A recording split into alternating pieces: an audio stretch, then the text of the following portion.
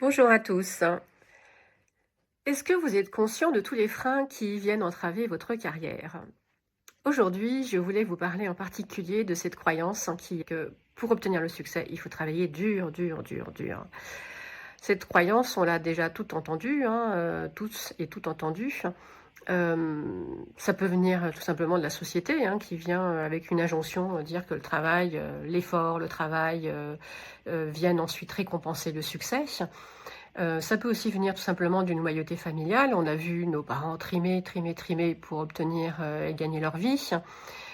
Ça peut venir de d'autres raisons, hein, il y en a pléthore.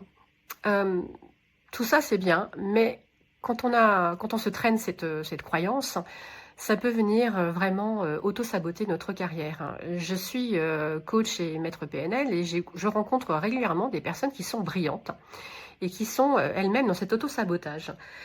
La problématique derrière, c'est qu'elles vont se surinvestir pour pouvoir, prouver, pour pouvoir obtenir et que quand quelque chose de simple se présente à elles, il y a quelque chose qui va pas. C'est pas normal.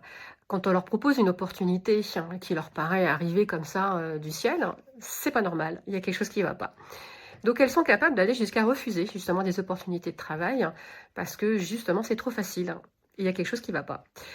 Ça peut avoir des répercussions aussi, importantes même sur la vie, personnelle, la santé, tout d'abord parce que le surinvestissement, emmène au surmenage, voire au burn-out. Ça peut avoir des répercussions sur la vie privée parce que bien entendu quand vous êtes, à travailler des heures et des heures et des heures au travail, vous n'êtes pas chez vous et pourtant il y a une famille derrière.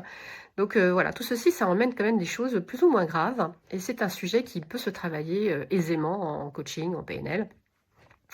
Rassurez-vous, ça se traite. C'est vraiment un sujet qui est même très facile à traiter. Donc voilà, si vous-même vous êtes atteinte par cette croyance, surtout n'hésitez pas à faire un petit travail sur vous. Et vous, quel autre frein avez-vous qui entrave votre carrière? Quelque chose dans lequel vous êtes conscient, voire peut-être même inconscient, mais posez-vous la question et répondez-moi dans le commentaire ci-dessous. À très bientôt!